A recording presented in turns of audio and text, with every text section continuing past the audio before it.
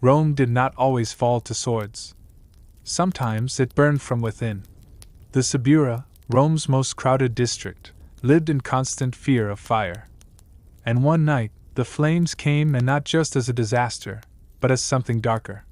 Before we begin, if you enjoy these stories, please like this video and subscribe.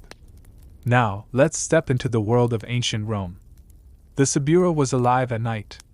Taverns spilled laughter into the streets, merchants shouted their final sales, and children darted between carts. Senators passed through only when they had no choice. This was the home of the poor. And the Subura was built of timber, stacked high, patched with whatever materials could be found. A single spark could set it ablaze. Everyone knew it. Everyone feared it.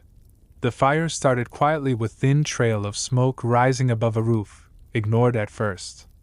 Then came the crack of splitting wood, the sudden roar of flames leaping into the night. Panic spread faster than the fire. Families rushed into the streets, carrying children, clutching whatever they could grab. Shouts of "water" and "run" echoed down twisting alleys. Yet many swore the flames spread too fast, as if guided by unseen hands.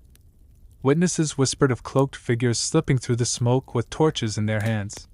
Rome had no professional fire brigade until the vigiles were created by Emperor Augustus. Before then, it was chaos. Fires were fought by neighbors, servants, and anyone desperate enough to form a bucket line. Entire districts were lost in a single night. And always behind the tragedy came the rumors. Was it accident, or what did really happen? As the fire raged and stories multiplied.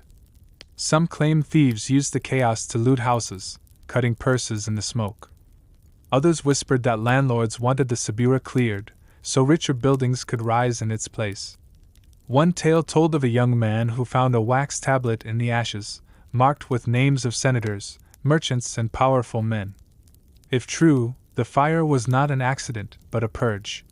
By dawn, the Subura was unrecognizable. Blackened walls leaned over charred streets. Entire insulae of apartment blocks that had collapsed. Survivors sifted through ruins with bare hands, searching for family, for belongings, and for answers.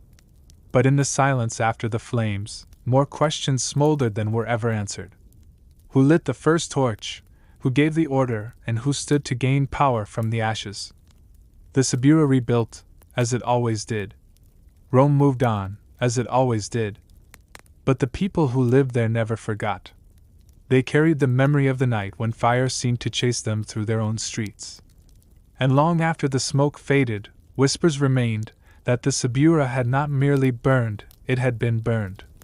This was the story of the fire and the Subura.